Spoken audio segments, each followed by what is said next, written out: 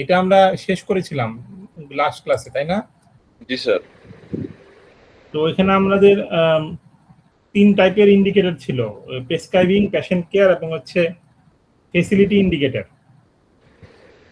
তো এগুলো আমরা দেখেছিলাম, এগুলো ডিটেলস আমরা দেখেছি। তারপর হচ্ছে কিভাবে স্যাম্পলিং করে, স্যাম্পলিং টেকনিক আমরা পড়েছিলাম, স্যাম্পলিং ইস্যু কতগুলো, মানে সবগুলো তো আর পসিবল না সবার থেকে, মানে স্যাম্পলিং করে ডাটা নিতে হয়, সেটা হচ্ছে মানে যাতে করে রিপ্রেজেন্টেটিভ ওইতে আমরা ডাটাগুলোকে নিতে পারি, সেগুলো আমরা দেখেছিলাম। তারপর হচ্ছে স্যাম্পলিং মেথড সম্পর্কে বলেছিলাম, যেমন আমাদের বলেছিলাম যে যদি প্রতিটা ফেসিলিটি থেকে 20টা করে ডাটা নেই, টোটাল 30টা ফেসিলিটি হলে 600 প্রেসক্রিপশন নিয়ে আসবে, এরকম যাতে করে আমাদের ইউনিফর্মলি আমরা ডাটা নিয়ে আসতে পারি।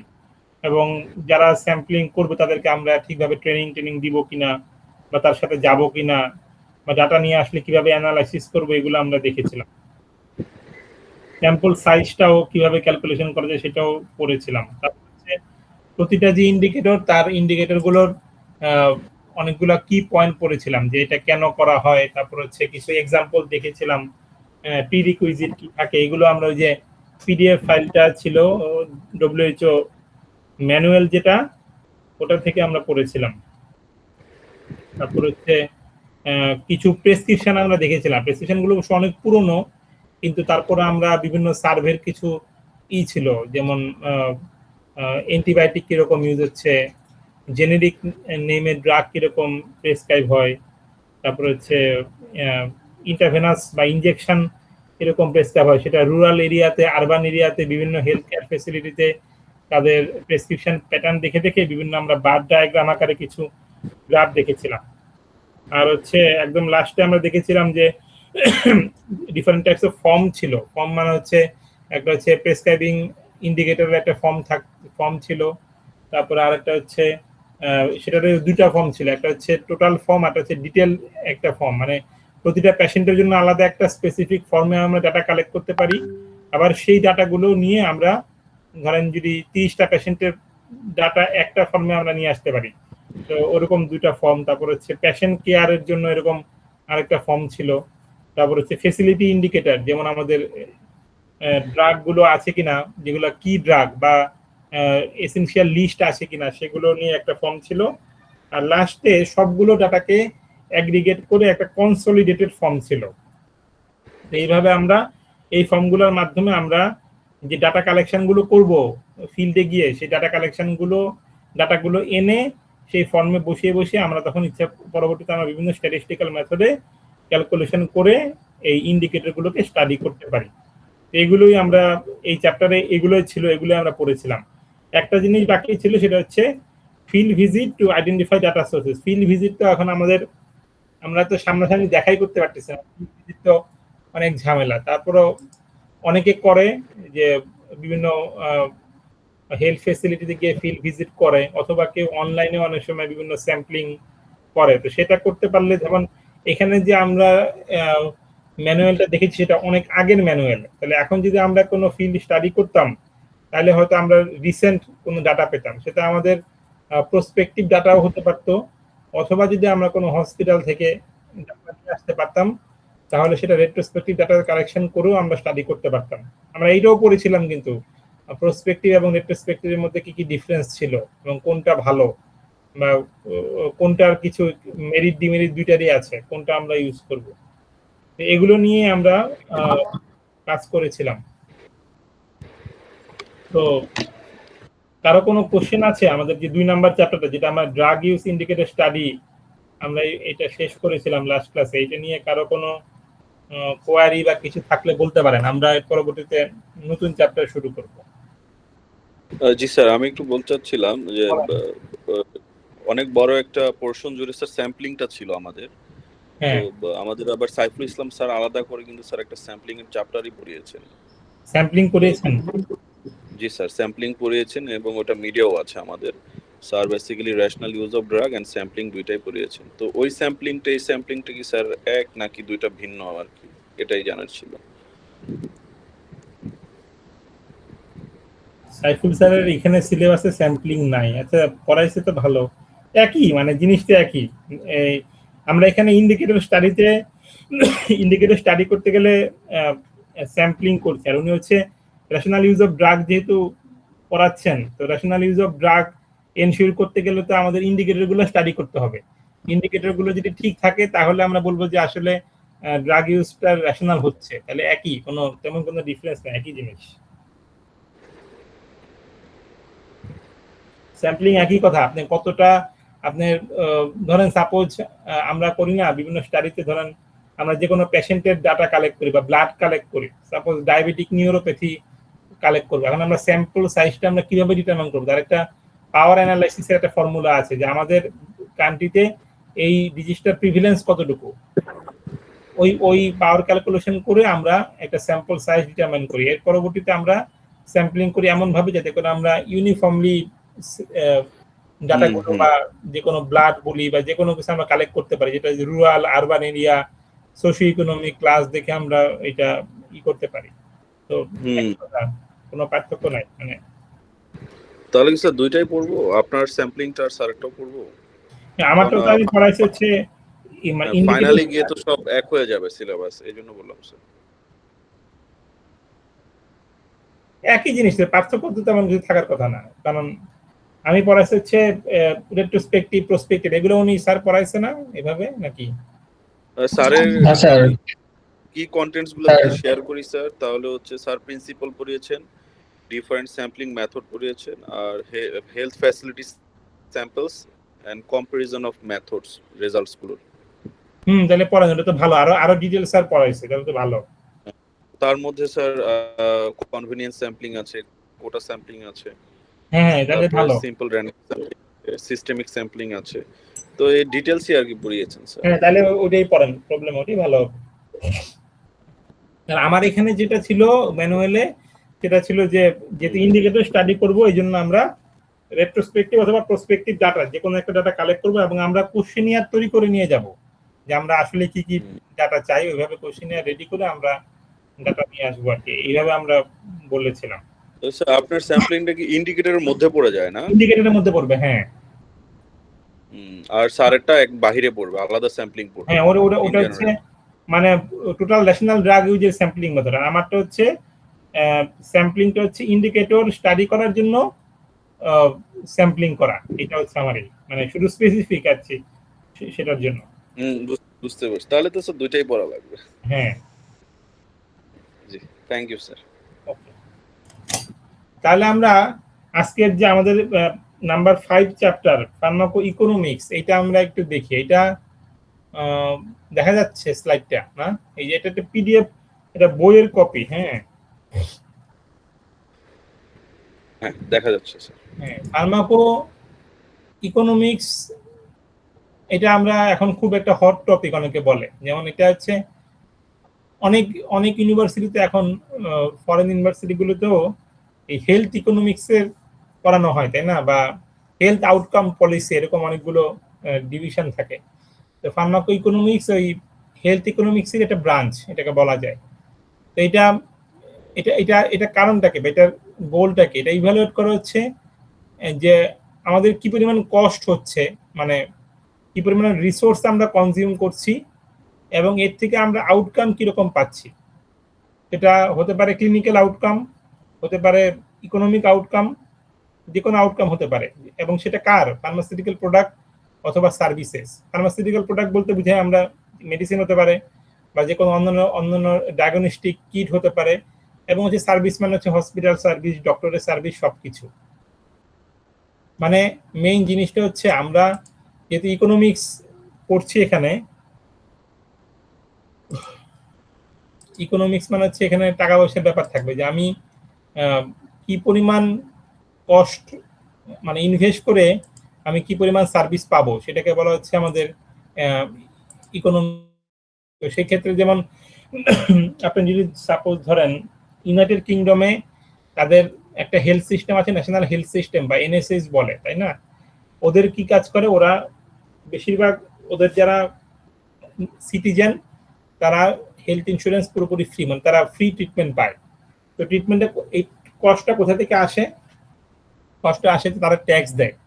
তাদের ট্যাক্সের একটা মানে খুব ভালো একটা পোর্শন গভর্নমেন্ট তাদের জন্য হেলথ সিস্টেমের জন্য বিয়ার করে।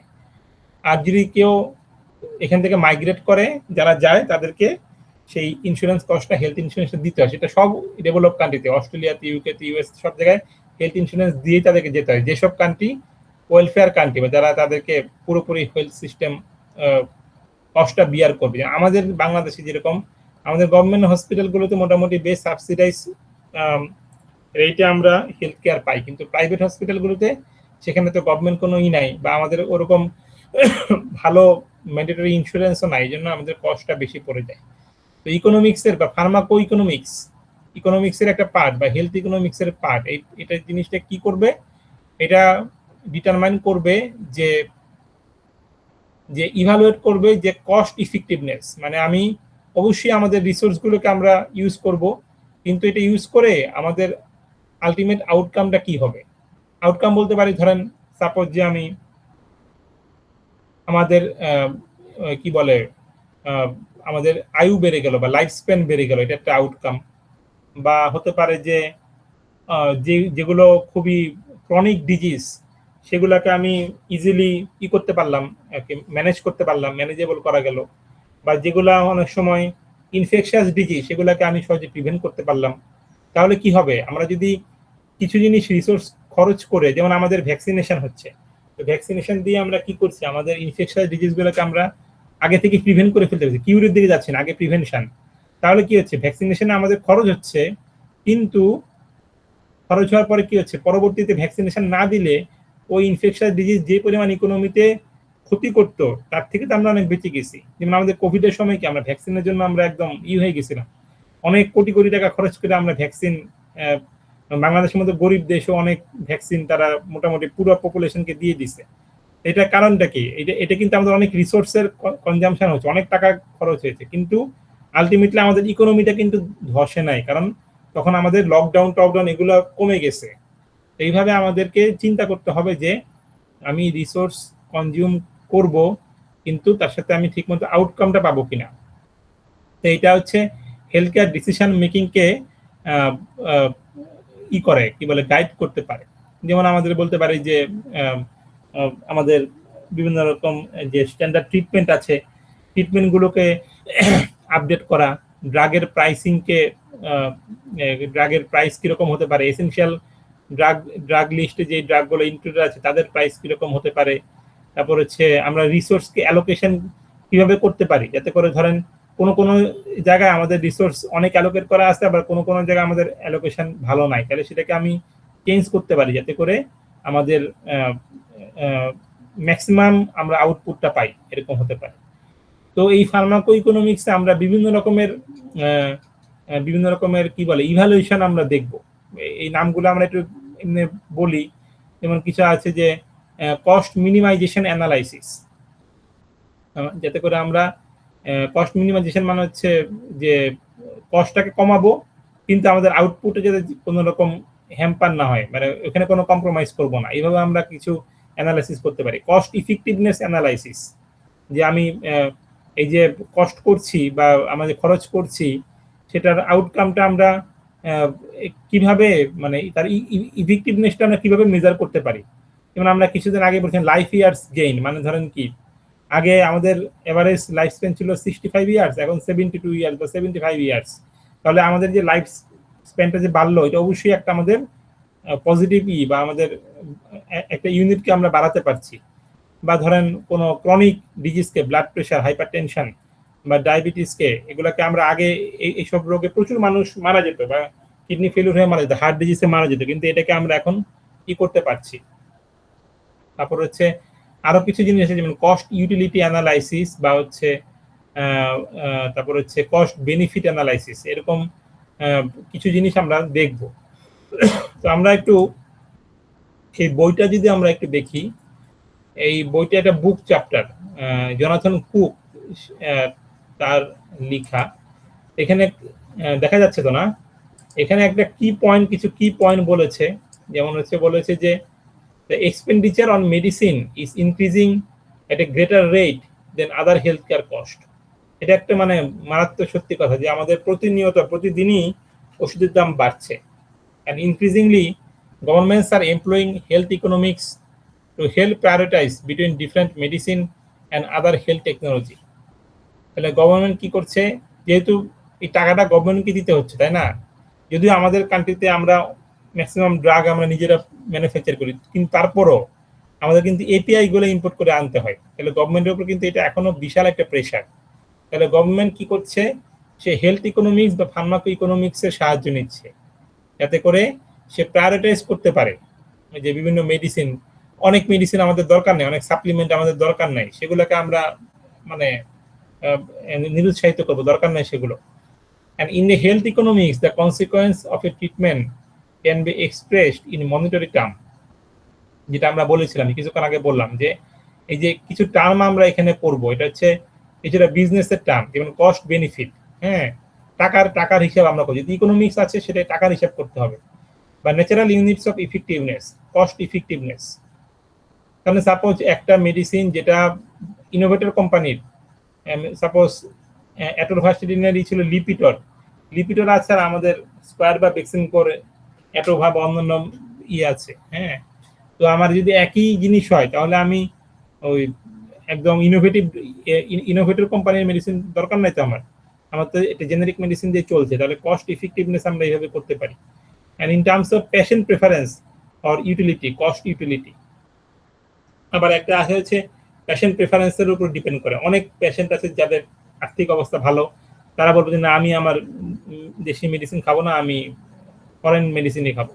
তো সেটাও হতে পারে, তার ইউটিলিটির উপর ডিপেন্ড করে, তার ইনকাম বেশি, সে ইচ্ছা করলে নিতেও পারে, এবং সে তখন মেন্টালি অনেক ভালো থাকবে। Head to head studies offer the best way of determining overall effectiveness and cost effectiveness. Sensitivity analysis can be used to address areas of uncertainty. Medication non-adherence, medication error, and unwanted drug effects place a considerable burden on societal healthcare cost. এটা একটা important জিনিস, যে অনেকে ঠিকমতো, আমরা যেটাও আগেও দেখেছিলাম, যে প্রেসক্রিপশন নিচ্ছে কিন্তু ডিসপেন্স করার সময় সে ঠিকমতো ওষুধ কিনে না, তখন তার টাকা লাগছে, এবং সে 7 দিনের ওষুধ খেতে বলে সে 3 দিন খায়। এই যে নন অ্যাডহেরেন্স করছে বা মেডিকেশন এরর করে ফেলছে, এবং আনওয়ান্টেড ড্রাগ অনেক সময় খেয়ে ফেলে, সেই ক্ষেত্রে এগুলো কিন্তু আমাদের হেলথ কেয়ার কস্টটাকে আরো বাড়িয়ে দেয়। তারপর যে আপনি একটা অ্যান্টিবায়োটিক, আপনাকে 7 দিনের ডোজ ছিল, আপনি 3 দিন খাওয়ার পরে আপনার জ্বর ভালো হয়ে গেলে আপনি খেলেন না, এই যে আপনি এই 4 দিনের ওষুধের টাকাটা মানে মনে করলো যে সে সেভ করলো, কিন্তু পরবর্তীতে তার যখন আরেকটা এরকম ইনফেকশন ডিজিজ হবে, তখন তার অ্যান্টিবায়োটিকটা কাজ করবে না, তখন তাকে আরো হাই ডোজের বা হাই ডোজ এবং হচ্ছে মানে কি বলে 4th জেনারেশন বা আরো বড় জেনারেশন অ্যান্টিবায়োটিক যেতে হবে, যেগুলোর দাম আরো বেশি। তাহলে কি হবে, তার কস্টটা কিন্তু আলটিমেটলি বেড়ে গেছে। অথচ এখন সে যদি নন অ্যাডহেরেন্স না করতো, তাহলে কিন্তু তার আলটিমেটলি কষ্ট এত বাড়তো না, তখন তার হয়তো ওই অ্যান্টিবায়োটিক আবার তাকে সেন্সিটিভ হতো, কিন্তু এখন রেজিস্ট্যান্স হয়ে গেছে। And decision analysis technique offer a powerful tool for comparing alternative treatment option. এবং অনেক সময় আমাদের ফার্মাকো ইকোনমিক্সে অনেক সময় বলি যে কিছু অল্টারনেটিভ ট্রিটমেন্ট অপশন আমাদের যেতে হতে পারে। অল্টারনেটিভ ট্রিটমেন্ট অপশন মানে শুধুমাত্র যে হ্যাঁ সেটা অ্যালোপ্যাথিকের মধ্যে হতে পারে, যেটা মডার্ন মেডিসিন। অনেকে এখন প্রচুর অল্টারনেটিভ ট্রিটমেন্টও কিন্তু এটা মানে তারাও সাইন্টিফিক্যালি ইমপ্রুভ হচ্ছে, যেমন হোমিওপ্যাথিক বলি বা আয়ুর্বেদিক বলি বা ন্যাচারোপ্যাথি বলি, তাই না, এরকম ইউনানি সিস্টেম, এগুলোও কিন্তু বেশ এগিয়ে আসছে আগের থেকে অনেক। এগুলো এককালে ছিল যে ইন্ডিয়ান বা চাইনিজ তারা এটা ফলো করতো, এটা ওয়েস্টার্ন ওয়ার্ল্ডে কম ছিল, কিন্তু এখন যেহেতু সাপোজ ধরেন অ্যান্টিবায়োটিক বা অ্যান্টি ক্যান্সার ড্রাগ, এগুলো কিন্তু খুব বেশি মলিকুল কিন্তু আমাদের অ্যাভেলেবল হচ্ছে না, সেক্ষেত্রে আমাদের ন্যাচারাল সোর্স বা অল্টারনেটিভ মেডিসিনের দিকেও আমাদের অনেক রিলাই করতে হবে, নাহলে আমরা মেডিসিন সোর্স পাবো না, লিড মলিকুল নতুন নতুন দরকার। এগুলো ছিল কি পয়েন্ট। তো আমরা আস্তে আস্তে একটু শুরু করি যে আসলে এটার মধ্যে কি আছে। Demand for and the cost of health care are growing in all country, সব দেশেই বাড়ছে, এবং যেসব দেশ মেডিসিনের ফ্যাক্টরি নেই, যাদের ফার্মাসিউটিক্যাল ইন্ডাস্ট্রি নেই, যারা পুরোপুরি ইম্পোর্ট করে, তাদের জন্য কিন্তু আরো এটা কঠিন ব্যাপার। Many government R focusing their activities on promoting the effective and economic use of resources allocated to healthcare. Increase এই জন্য কি করে দেখবেন যে যেগুলো ধনী কান্ট্রি রিচ কান্ট্রি তারা কি করে প্রতিনিয়ত তারা হেলথ ইন্স্যুরেন্সের কস্ট বাড়ায় দিচ্ছে। আমরা ভিসা করতে গেলে যে প্রবলেমটা ফেস করি যে আগে ভিসা ফিও বাড়ছে প্লাস হচ্ছে হেলথ ইন্স্যুরেন্সের কষ্ট অনেক বেড়ে যাচ্ছে। The increased use of evidence-based program not only concentrate on optimizing health outcome but also utilizes health economic evaluation. তাহলে আমাদের কিছু এভিডেন্স বেস প্রোগ্রাম দরকার, যাতে করে শুধুমাত্র আমরা হেলথ আউটকামকে অপটিমাইজ করব সেটাই না, আমাদের কিছু ইভ্যালুয়েশনও করতে হবে। Spending on health across the organisation for economic cooperation and development, যেটা বলে OECD, এটা একটা organisation, edged up slightly in 2013। তাহলে বলছে তারা, এটা তো আগের বুক চ্যাপ্টার, তো 2013 তারা বলেছিল যে তারা উল্লেখ করেছিল যে স্পেন্ডিংটা বা কস্ট অনেক বেড়ে যাচ্ছে। With preliminary estimate pointing to a continuation of this trend in 2014. The slow rise comes after health spending growth around to a halt of 2010 in the wake of the global financial and economic crisis. আমরা জানি যে 2009-10 দিকে একটা economic recession হয়েছিল, তখন একটু কম ছিল, কিন্তু এরপর থেকে আস্তে আস্তে কিন্তু আমাদের ক্রাইসিসটা বেড়ে যাচ্ছে, বা কি বলে হেলথের কস্টটা বেড়ে যাচ্ছে। Although there have been marked gains in the life expectancy in those countries which make up the OECD, health costs have also risen in all of them. এখানে আরেকটা কথা হচ্ছে যে শুধুমাত্র যে মানে মেডিসিনের দাম বাড়ছে আরেকটা কারণে, কারণ লাইফ এক্সপেক্টেন্সি বেড়ে গেছে। আগে ধরেন 60 ইয়ার্স এর মধ্যে অনেক মানুষ মারা যেত, তো এখন তো ধরেন 70 বা 75 80 ইয়ার্স পর্যন্ত মানুষ বাঁচতেছে, এবং যত বেশি যারা মানুষ বাঁচছে তাদের কিন্তু মেডিসিনের কনজাম্পশনটা বেড়ে যায়, কারণ 60 ইয়ার্স এর পরে অনেকেরই বিভিন্ন ক্রনিক ডিজিজ, যেমন হাই প্রেশার বা blood pressure, diabetes, kidney problem, হার্টের প্রবলেম, লিভারের প্রবলেম বা ক্যান্সার, এরকম ডিজিজগুলো হয়।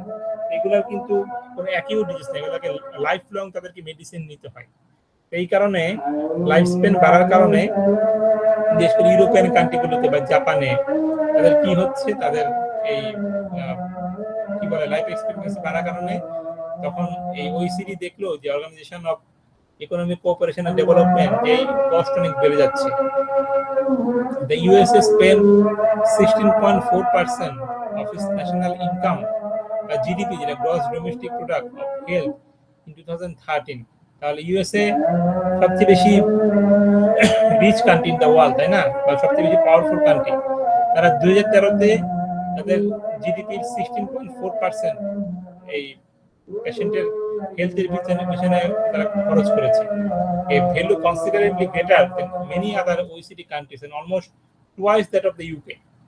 ইউকেও আরেকটা রিচ কান্ট্রি, কিন্তু ইউএস এর যে তাদের যে স্পেন্ডিং ছিল সেটা ইউকের থেকেও অলমোস্ট টুয়াইস, বা অন্যান্য যারা ডেভেলপ কান্ট্রি আছে তাদের থেকেও বেশ হায়ার। মানে তারা বেশ ভালো ইনভেস্ট করতো তাদের পপুলেশনের হেলথের কস্ট মেটানোর জন্য। সেটা হতে পারে আমাদের ওষুধের কস্ট, যেটা ফার্মাকো ইকোনমিক্স, এবং তার সাথে সাথে বিভিন্ন ডায়াগনস্টিক কস্ট আছে, তারপর হচ্ছে বিভিন্ন ট্রিটমেন্টের কস্ট আছে, ডক্টরের ভিজিট আছে, সার্জারি বা অন্যান্য ডক্টর কনসালটেশনেরই বা বিভিন্ন মেডিকেল প্রসিডিউর আছে, যেমন সেটা বিভিন্ন, যেমন আলট্রাসোনোগ্রামা হতে পারে বা এমআরআই হতে পারে, সিটি স্ক্যান হতে পারে, সবকিছু মিলেই কস্ট অনেক বেড়ে যেত, এবং সেই ক্ষেত্রে এগুলা প্রতিনিয়ত বাড়ছে। And medicine form a small but significant proportion of total healthcare cost. যদিও এটা মনে করি স্মল, কিন্তু তারপরও এটা একটা significant proportion health care cost, কারণ মেডিসিনের দামও অনেক।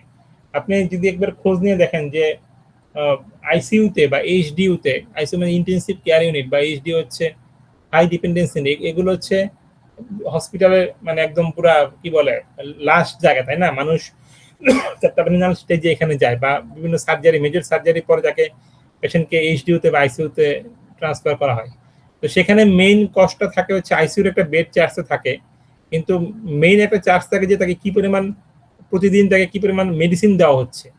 দেখবেন পাশাপাশি দুইটা পেশেন্ট আছে আইসিইউতে, একজনের বিল আসছে 3 লাখ টাকা, আরেকজনের আসলে 1.5 লাখ টাকা। কারণ কি? তার মেডিসিনের ইয়ের কারণে তাই হচ্ছে, কি পরিমাণ মেডিসিন তাকে লাগছে। এবং আইসিইউ স্টে যদি বেশি হয় তাহলে তার প্রচুর পরিমাণে কস্ট লাগবে।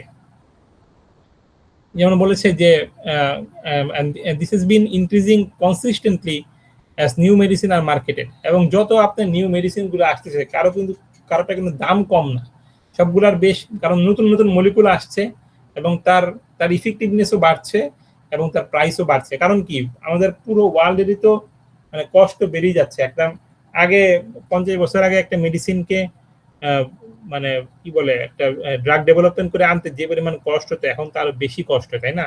যারা এর পিছনে কাজ করে তারাও তো প্রফিট করবে। For example, the overall national health service বা এনএচএস, যেটা ইউকের, the NHS expenditure on medicine in 2014 to 15 was 15.5 billion pound।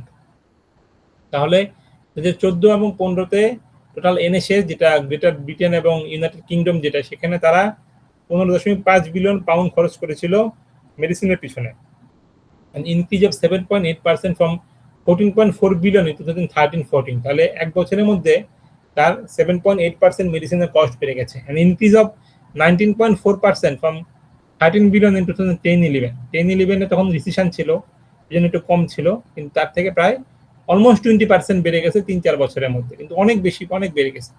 In 2014-15 hospital use accounted for 42.9% of the total cost, and up from 40.1% in 2013-14 and up from 32.1% in 2010-11। তাহলে শুধুমাত্র হসপিটালই এরকম medicine use করছে, আর এমনি যারা retail pharmacy থেকে সেটা তো আলাদা হিসাব, সেটাও একটা ইম্পর্টেন্ট মানে একটা উল্লেখযোগ্য পরিমাণ থাকবে। And expenditure on medicine rose by 7.8% overall and by 15.4% in hospital from 2013-14 to 14-15। এখন যদি আমরা রিসেন্ট ডাটা পেতাম, একটু খোঁজ করবেন আপনারা, হ্যাঁ, রিসেন্ট ডাটাটা কিরকম আছে, তাহলে দেখা যাবে যে আমরা আরো পেতাম, যে আপডেটেড ইনফরমেশন পেতাম। কিন্তু আমরা এটা দেখতে পাচ্ছি যে প্রতি বছরই এই মেডিসিনের কস্ট, সেটা হসপিটালে হোক বা রিটেল ফার্মেসিতে হোক, সেটা বৃদ্ধি পাচ্ছে।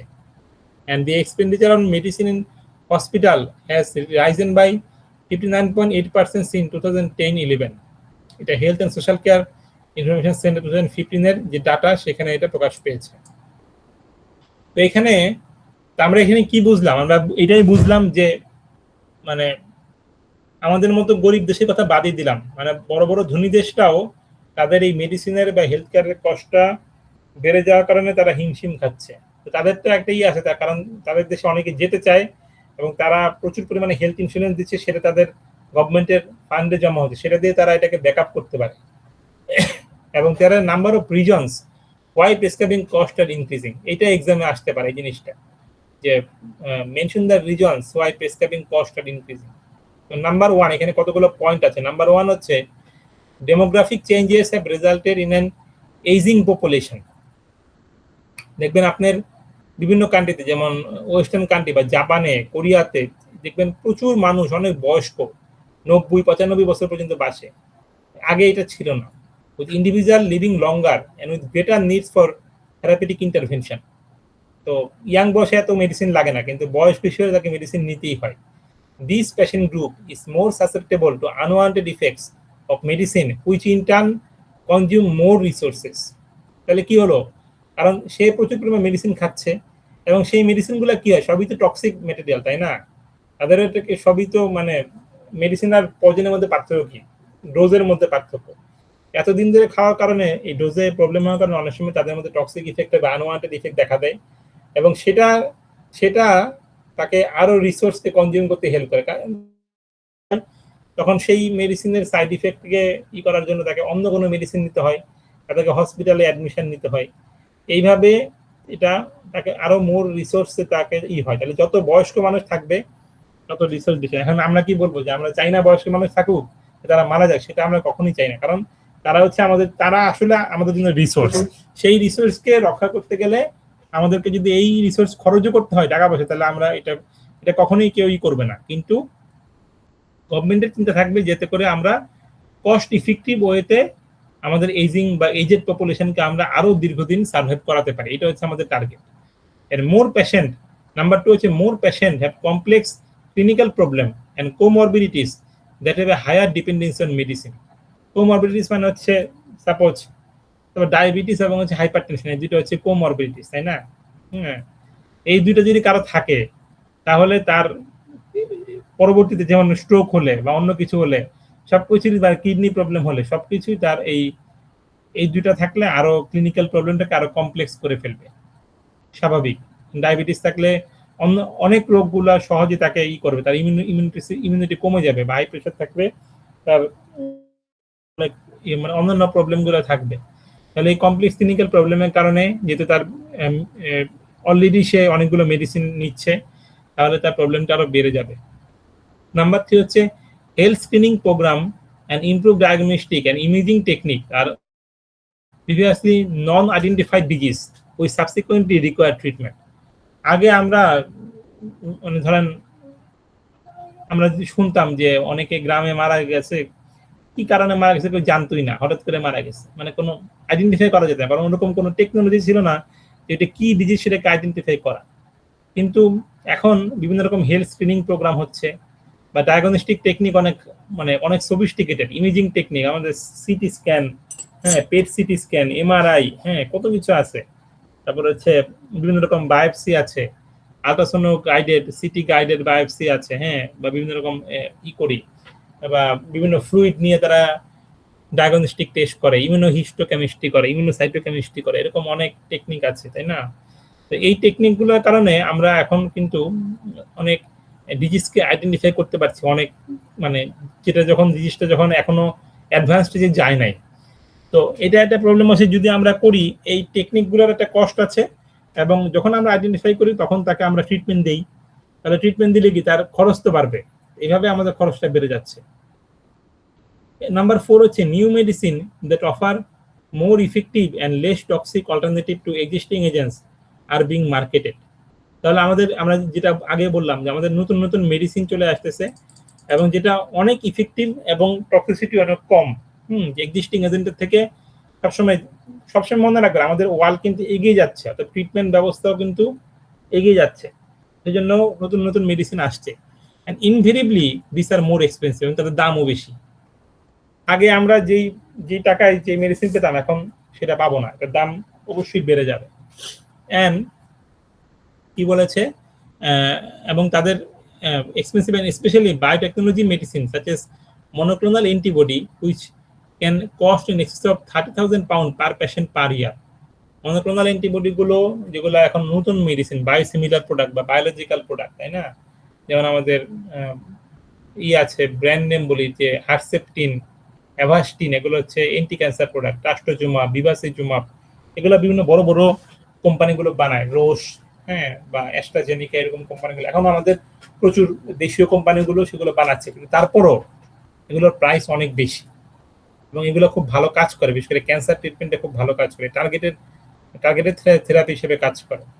বিভিন্ন রকমের টার্গেট বের করে সেই টার্গেটগুলোকে হয়তো তারা ব্লক করে দেয়, ব্লক করার কারণে ক্যান্সার পেশেন্ট অনেক দিন বাঁচে বা তাকে বাঁচানো সম্ভব হয়। কিন্তু এই মেডিসিনগুলা এগুলো কিন্তু কনভেনশনাল ল্যাবরেটরি সিনথেসিস করে করা হয় না, বা স্মল মলিকুল ড্রাগ না, এগুলো হচ্ছে বায়োটেক প্রোডাক্ট। তো বায়োটেক প্রোডাক্টগুলো এক্সপেন্সিভ হয়, এবং যদি কোনো কান্ট্রির যদি তাদের ম্যানুফ্যাকচারিং ফেসিলিটি না থাকে তাহলে সেটা আরো বেশি এক্সপেন্সিভ হবে, এবং এগুলাকে কোল্ড চেইন মেনটেন করতে হয়। আর কারো যদি থাকে তাহলে তার প্রাইসটা একটু কমে যাবে। And the use of existing agent is becoming more widespread as additional indication for their use are found. এবং অনেক মেডিসিন আমাদের দেখবেন, যারা আপনারা তো বিভিন্ন জায়গায় চাকরি করেন, তারা দেখেন যে আপনারা বিভিন্ন বলেন যে এই মেডিসিনের এইটা আরেকটা ইফেক্ট আছে, বা কোনো রিপারপাসিং কাজে ইউজ করা যায়, সেই ক্ষেত্রে এই মেডিসিনগুলোকে আরো বেশি মানুষ ইউজ করে, এবং তার নতুন নতুন ইন্ডিকেশন তৈরি হয়। তখন এজেন্ট ইউজ করা মানে কি, মানে মেডিসিন ইউজ হচ্ছে মানে খরচ বাড়ছে। and increasing number of standard in guideline for care are being set by national bodies such as the National Institute for Health and Care Excellence. এটা হচ্ছে নাইস একটা অর্গানাইজেশন। তারা কি করে, তাদের কাজটা হচ্ছে যে পেশেন্টের যে আমাদের যে আমরা কিছু স্ট্যান্ডার্ড ট্রিটমেন্ট গাইডলাইন আপনারা মনে পড়েছেন, ওই গাইডলাইনের মধ্যে যে কোনো ডিজিজকে ট্রিটমেন্ট করতে গেলে একটা গাইডলাইন থাকতে হয়। যেমন আমাদের কোভিডের সময় কোভিড গাইডলাইন তৈরি হয়েছিল, তাই না? বা ক্যান্সার ট্রিটমেন্টের সময় ক্যান্সারের একটা গাইডলাইন আছে, স্ট্যান্ডার্ড ট্রিটমেন্ট থাকে। এই ট্রিটমেন্টটা পুরো ওয়ার্ল্ডেই ডক্টররা তারা ফলো করে। এই গাইডলাইন ছাড়া কিন্তু ট্রিটমেন্ট দেওয়া সম্ভব না। যেমন আপনি সাপোজ ক্যান্সার হয়েছে, কোথায় ক্যান্সার হলো, কি সলিড ক্যান্সার নাকি ব্লাডের ক্যান্সার নাকি কি ক্যান্সার, বা এটা কি মেলানোমা নাকি লিমফোমা নাকি এডিনোমা, এরকম বিভিন্ন রকমের তারা ভাগ করার পরে তারা এটা হলে তারা কি করবে, প্রথমে কি তারা সার্জারিতে যাবে নাকি কেমোথেরাপি দিবে, কেমোথেরাপি দিলে ফার্স্ট লাইন কেমোথেরাপি কি হবে, এরপর সেকেন্ড লাইন কি হবে, থার্ড লাইন কি হবে, এরকম সবকিছুরই একটা করে স্ট্যান্ডার্ড ট্রিটমেন্ট আছে। এরকম ভাবে যারা অ্যান্টিমাইক্রোবিয়াল ড্রাগ নিয়ে কাজ করে, তাহলে প্রথম ফার্স্ট লাইন ট্রিটমেন্টে কি যাবে, বা যেমন আমাদের বিভিন্ন ক্রনিক ডিজিজ, যেমন আপনাদের টিউবারকুলোসিস হয়, যক্ষা বা লিপ্রোসি, কুষ্ঠ, এদের ক্ষেত্রে 2 বছর মেয়াদে ট্রিটমেন্ট করতে হয়। যেমন আমাদের প্রথম ক্ষেত্রে ফার্স্ট লাইন ট্রিটমেন্ট কি দেওয়া হবে, যেমন আইসোনিয়াজাইড, ইথামবিউটেরল, এরকম ড্রাগ দেওয়া হয়। এগুলো যখন রেজিস্ট্যান্স হয়ে যায় তখন সেকেন্ড লাইন ট্রিটমেন্ট দেওয়া হয়। এটা কেন বলছিলাম, এটা বলছিলাম যে এরকম প্রতিটা ডিজিজের ট্রিটমেন্টে একটা করে গাইডলাইন থাকে, ওই গাইডলাইনটা ফলো করতে হয়। গাইডলাইন ফলো না করলে আগানো যায় না। তাহলে এই নাইস, যেটা নাইসের নাম হচ্ছে, নাইস মানে সুন্দর না, নাইস মানে হচ্ছে national institute for health and care excellence. তো তারা আসলে এক্সিলেন্স বা এক্সিলেন্ট, কি কারণে, কারণ তারা এই যে গাইডলাইন গুলো আছে সেটাকে তারা আরো স্ট্যান্ডার্ডাইজ করার ট্রাই করে। তারা বিভিন্ন কান্ট্রিতে তারা রুল করে দেয়, ন্যাশনাল বডি যেমন আছে আমাদের ডিজিডিএ বা ডিজি হেলথ, এরকম বিভিন্ন কান্ট্রির যে ন্যাশনাল বডিগুলো, তাদের কাছে গিয়ে সে বলে যে না, আপনাদের স্ট্যান্ডার্ড ট্রিটমেন্ট গাইডলাইন নাকি আরো ডেভেলপ করতে হবে, আরো করতে হবে। তো সেই ডেভেলপ করতে গেলে কি করতে হবে, ডেভেলপ করতে গেলে কিন্তু কস্ট বাড়বে, কারণ একটা জিনিস যত সুন্দর হবে, যত আমরা করতে যাই, তত কষ্ট বেড়ে যাবে। এইভাবে আমাদের কস্টগুলো বাড়ে। The public and patient have a higher expectation of their rights to access the high cost healthcare. এবং আমাদের পাবলিক যারা এবং যারা পেশেন্ট, তাদেরও একটা এক্সপেকটেশন বেড়ে যায় যে আমরা একটা মডার্ন ওয়ার্ল্ডে আছি, আমাদের আমাদের আমাদের রাইট আছে যে ভালো ভালো ট্রিটমেন্ট আমরা পাবো, এবং সেই ক্ষেত্রে তার কষ্ট আমরা, যেহেতু আমরা আমরা অবশ্যই কান্ট্রি থেকে বেনিফিট চাই, তো হাই কস্টের হেলথ কেয়ার আমরা অবশ্যই ডিজার্ভ করি। and higher acquisition cost are also a result of inflation and currency fluctuation। এবং হচ্ছে কোনো কিছু আপনি ধরেন অ্যাকুইজিশন কস্ট মানে আপনি একটা হসপিটাল করতে চান বা কিছু একটা ফার্মা ইন্ডাস্ট্রি করতে চান, তাহলে আপনার এখন আজকে থেকে 50 বছর আগে একটা ল্যান্ড ম্যানেজ করতে আপনার যে পরিমাণ টাকা লাগবে, এখন আপনার মানে প্রায় 10 গুণ টাকা বেশি লাগবে। আপনি সাপোজ চিন্তা করেন আমাদের ঢাকা শহরে যে হসপিটালগুলো, ল্যাব এইড বা স্কয়ার, এরা কিন্তু প্রতিনিয়ত খালি এক্সপানশন করতে হয়, এক্সপানশন করার জায়গা পাচ্ছে না, কারণ কোনো ফাঁকা জায়গা নেই, এবং তারা একটা বিল্ডিং এক্সপানশন করতে গেলে অনেক টাকা লাগছে, এবং সেক্ষেত্রে দেখেন যে একটার সাথে আরেকটা ব্রিজ করে দিচ্ছে, ব্রিজ করে একটু বাড়াচ্ছে। যাদের কিন্তু মানে এত পেশেন্ট, এত ডিমান্ড, মানে তারাই পাচ্ছে না, সেজন্য ইনফ্লেশন হচ্ছে, এবং কারেন্সি ফ্লাকচুয়েশনের কারণেও আপনার এটা খরচটা বেড়ে যাচ্ছে। এগুলো হচ্ছে কতগুলা কারণ, এই কারণগুলা এক্সামে আসতে পারে, 1 2 3 4 5 6 7 আর 8টা কারণ আমরা পড়লাম। এই এই রিজনগুলোর কারণে প্রেসক্রাইবিং কস্ট আসলে আমাদের ইনক্রিজ করতে পারে। বুঝা গেছে? বুঝতে পেরেছেন? জি স্যার। আচ্ছা, ইন দ্য ইউকে এই ক্লাসটা কয়টা পর্যন্ত? এইটা 7:05 স্যার। 7:05। আচ্ছা। In the UK, health reforms over the past 2 decades have addressed the quality of care through the promotion of quality and safety standard. এখন আমরা পুরো ওয়ার্ল্ডের থেকে আমরা ইউকেতে আবার চলে আসি। ইউকের যেহেতু এই রাইটার সে ইউকে, সেজন্য সে ইউকের পার্সপেক্টিভে বেশি কথা বলেছে। সে বলছে যে যে গত 2 দশকে, মানে এখন আরো যদি 10 বছর যোগ করি 3 দশকও হতে পারে, যে কোয়ালিটি এবং সেফটি স্ট্যান্ডার্ডকে সব জায়গায় প্রমোশন করা হচ্ছে, আমাদের দেশেও করা হচ্ছে। The formation of NICE in 1998, the National Institute of Health and Care Excellence, 1998 এ তারা ফর্ম হয়েছিল to improve the standards of patient care and to reduce inequities in access to innovative treatment has formalized this process। মানে কথা হচ্ছে যে সবারই অধিকার আছে, সে নতুন নতুন ট্রিটমেন্ট সম্পর্কে সে তার অ্যাক্সেস পাবে, এবং এই কারণে নাইস সবগুলো দেশের গভর্নমেন্টকেই তারা জোর দিয়েছে যে না, এটাকে অবশ্যই বাস্তবায়ন করতে হবে। মানে নতুন নতুন যতই কষ্ট হোক, কোনো পেশেন্ট যাতে হেলথ সিস্টেম বা হেলথ কেয়ার থেকে ডিপ্রাইভ না হয়। NICE undertakes appraisal of medicine and other treatment, health technology, and address the clinical and cost effectiveness of therapy and compare outcome with alternative use of NHS fund.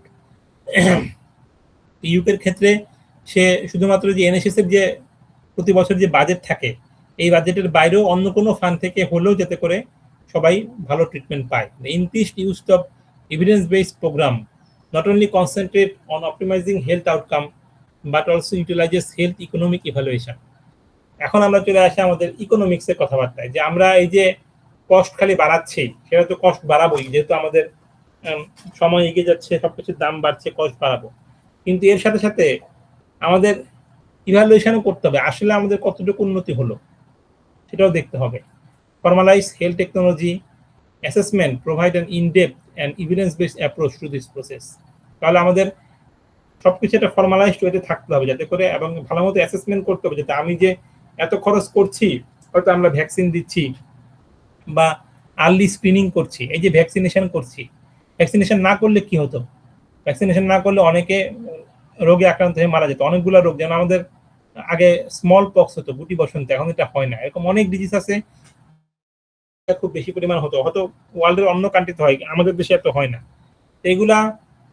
এগুলাকে আমরা prevent করতে পেরেছি, বা আমাদের যে ইপিআই প্রোগ্রামের মাধ্যমে আমরা এগুলোকে বাচ্চাদেরকে দিয়ে আমরা এগুলোকে প্রিভেন্ট করতে পেরেছি। তো এতে কিন্তু অনেক খরচ হচ্ছে গভর্নমেন্টের, কিন্তু গভর্নমেন্ট এটা চিন্তা করছে যদি এগুলো না ইউজ করা হতো তাহলে আমাদের কিন্তু পরবর্তীতে আরো বেশি হেলথ সিস্টেমে প্রেশার পড়তো, কারণ তারা বিভিন্ন ডিজিজ দ্বারা আক্রান্ত হতো। তো সেই জন্য আমাদেরকে এটাকে অবশ্যই ভালো মতো অ্যাসেসমেন্ট করতে হবে যে আমরা এটাকে করে কতটুকু লাভ করতে পারলাম বা কতটুকু আমাদের প্রফিট হলো। যদিও আমরা এখানে এটাকে আমরা কস্ট হিসেবে দেখবো না, আমরা এটাকে ইনভেস্টমেন্ট রূপে দেখবো, কিন্তু সেটাকেও আমাদের বিভিন্নভাবে অ্যাসেস করতে হবে।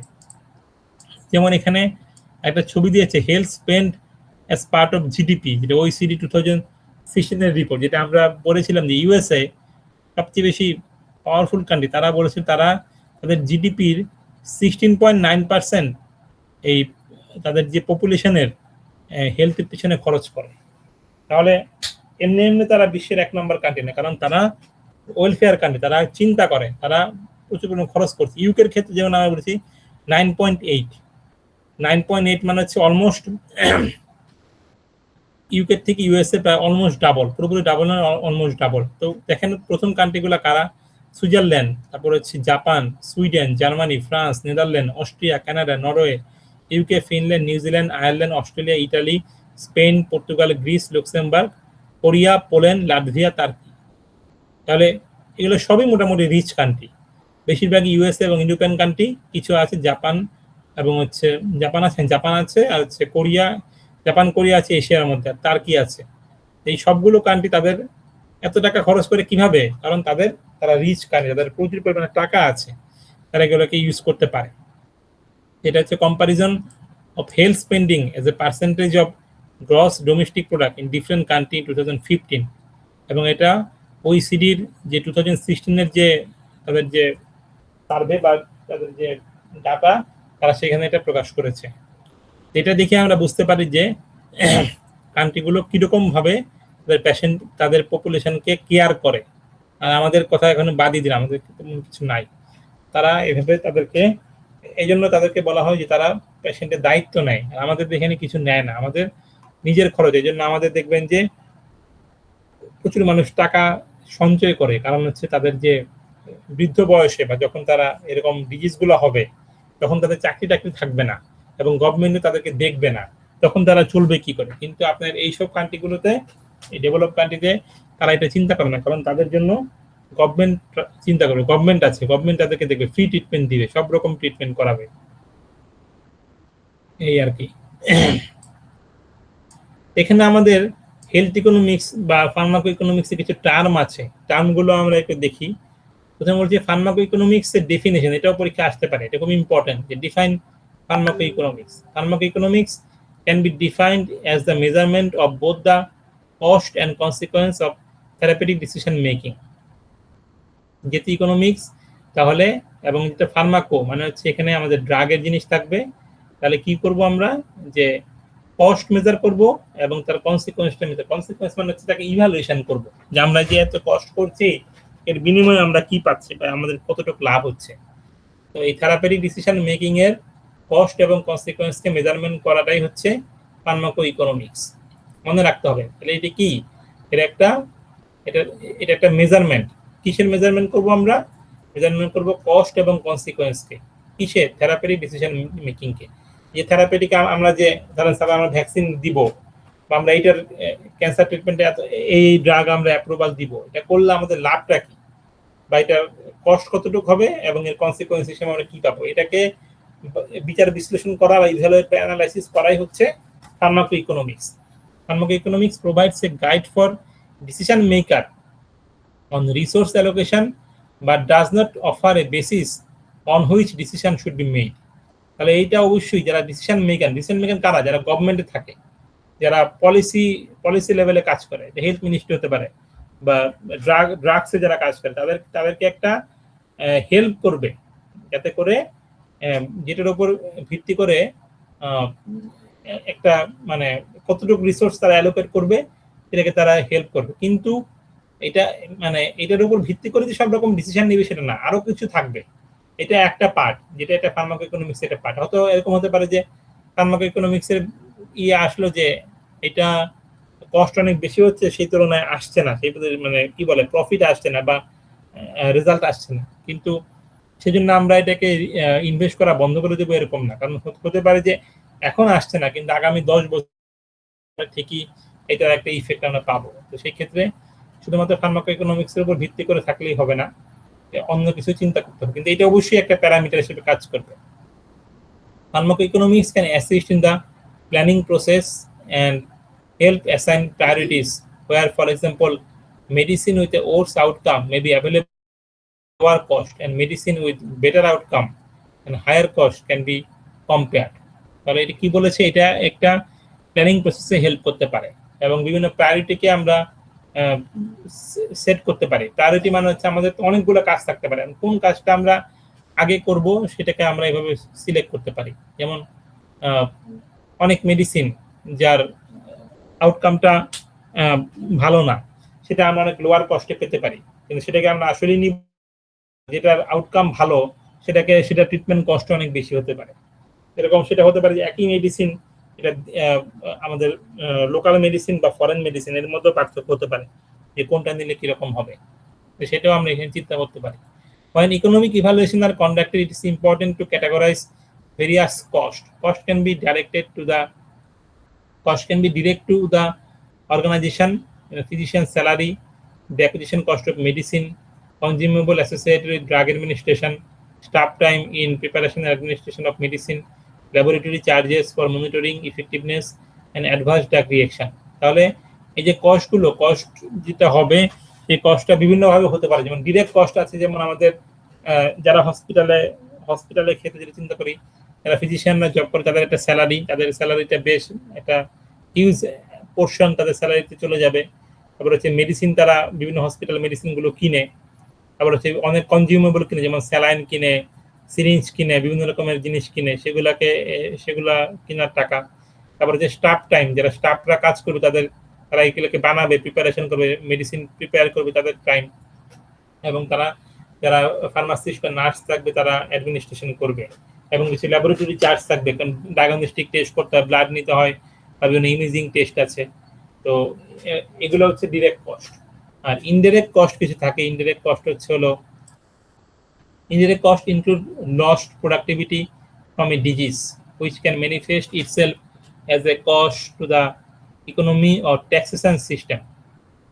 আরেকটা কি ইনডিরেক্ট কস্ট মানে হচ্ছে, ধরেন আপনি একটা এমপ্লয়িকে রাখলেন, কিন্তু তার একটা লং বা ক্রনিক ডিজিজ হয়ে গেল, এবং ক্রনিক ডিজিজের কারণে তার হয়তো ডিমেনশিয়া হয়ে গেছে, তার ব্রেন কাজ করে না বা অন্য কোনো প্রবলেম হচ্ছে, কাজ করতে পারে না। তাহলে কি হচ্ছে? তার থেকে কিন্তু আপনি ঠিক মতো পারফরমেন্স পাচ্ছেন না, তার প্রোডাক্টিভিটি ভালো হচ্ছে না। তাহলে কি হবে?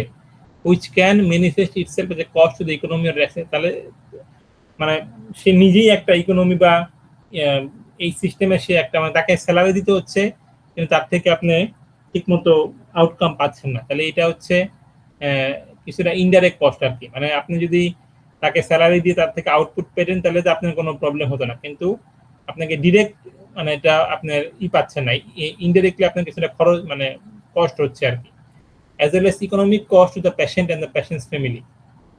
যেরকম অনেক রকমের কস্ট আমরা আছে, যেমন আমরা পরে দেখবো যে opportunity cost, average cost, fixed cost, variable cost, এরকম অনেক ধরনের কস্ট আছে।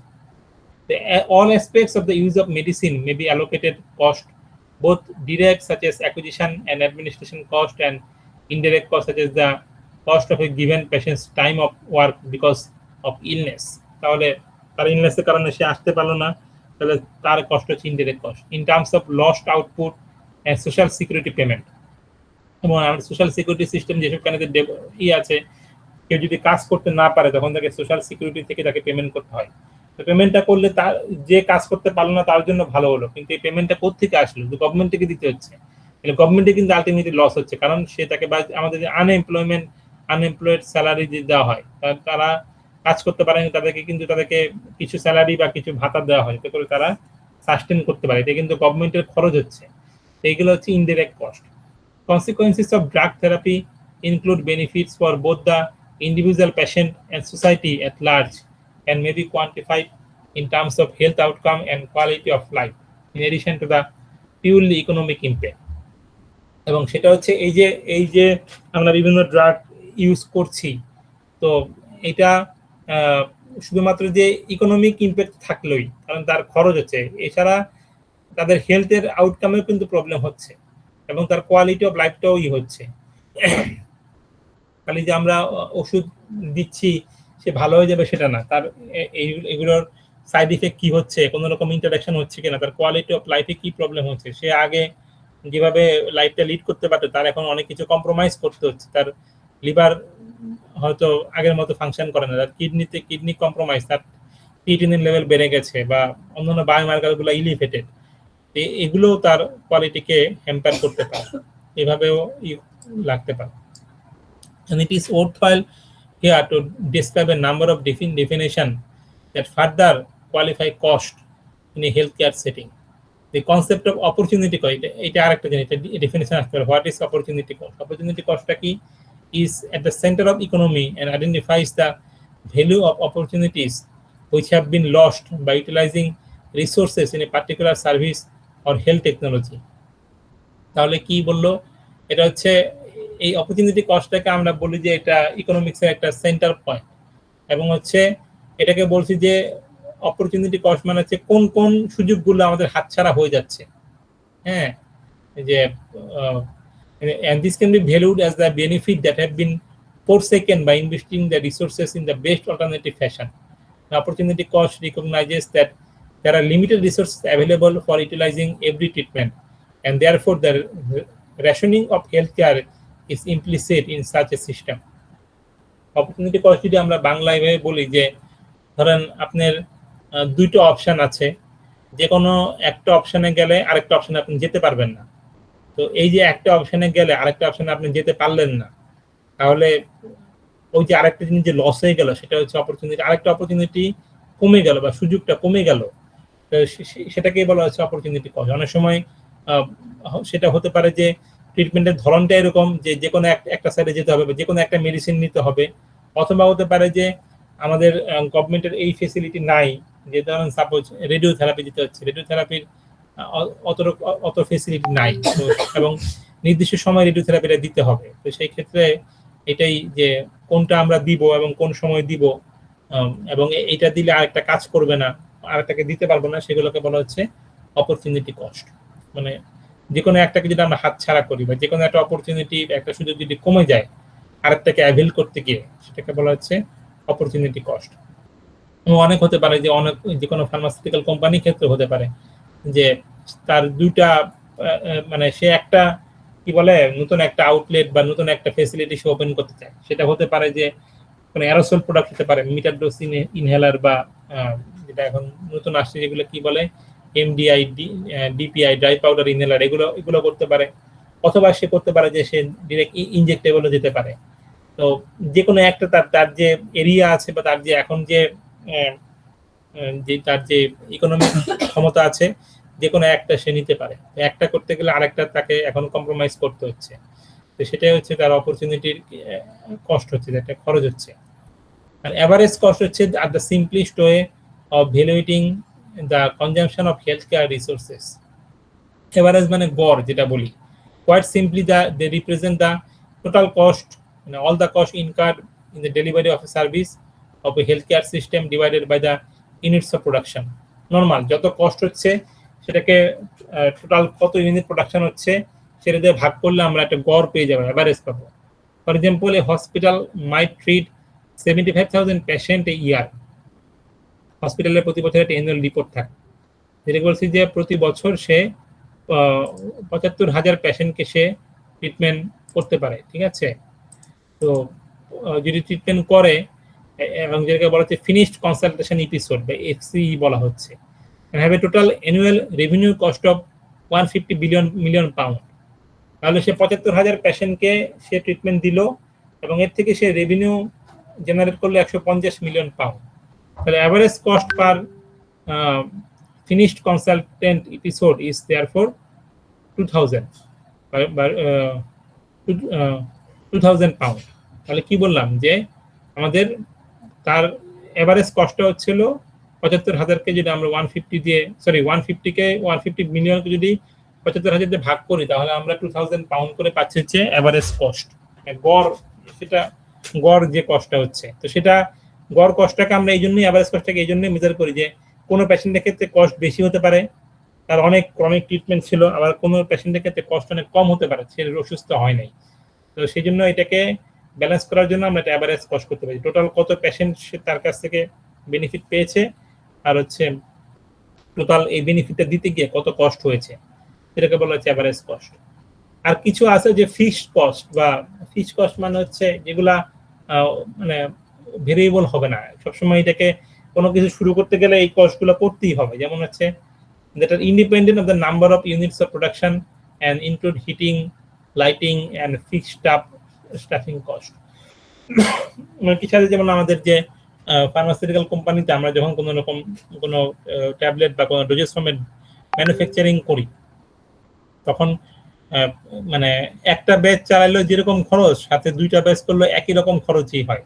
এই জন্য সবাই বাল্ক অ্যামাউন্টে যেতে চায় যাতে করে খরচটা কম হয়, কারণ হিটিং হয়, লাইটিং হয়, এবং যে পরিমাণ স্টাফ ওইখানে আপনার এমপ্লয় করতে হয় সেগুলা মিলে কিছু কস্ট আপনার ফিক্স থাকে।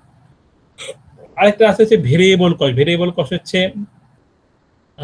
Depend on the number of units of productivity. The cost of the consumption of medicine is a good example of variable cost.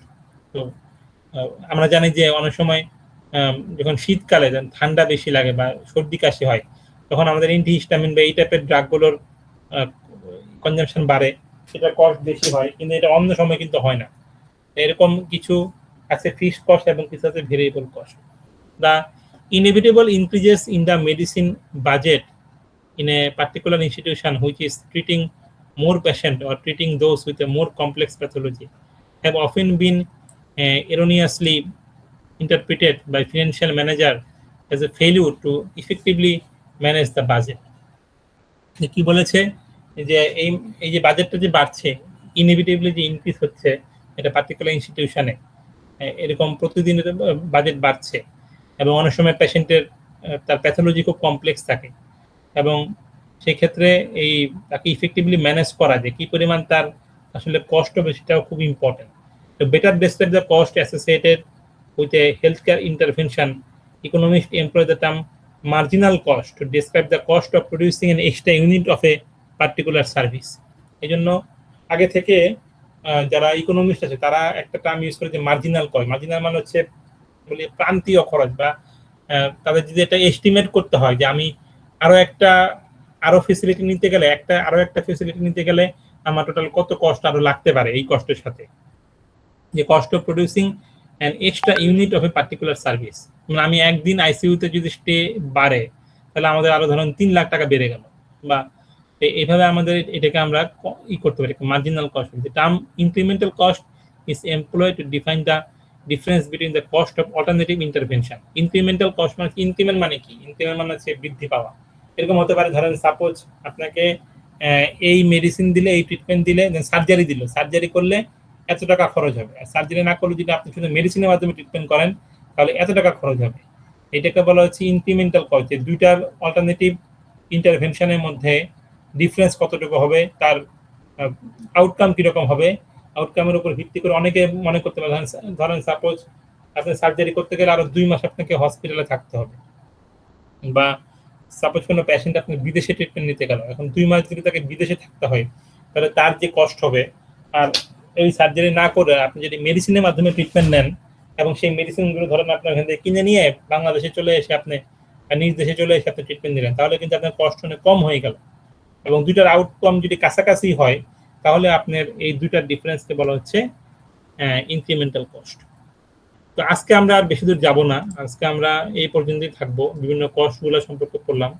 আর হচ্ছে নেক্সট ক্লাসে আমরা এই যে কিছু জিনিস যেমন হচ্ছে কস্ট বেনিফিট, কস্ট ইফেক্টিভনেস, তারপর হচ্ছে কস্ট ইউটিলিটি, এগুলা নিয়ে আমরা পড়বো। ঠিক আছে,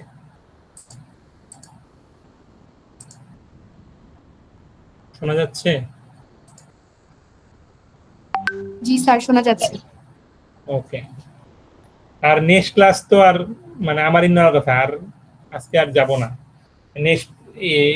নেক্সট উইকে সামনাসামনি দেখা হোক, তখনই বাকিটা করাবো। ঠিক আছে, তাহলে আজকে এখানেই ছুটি স্যার। আজকে এখানেই ছুটি।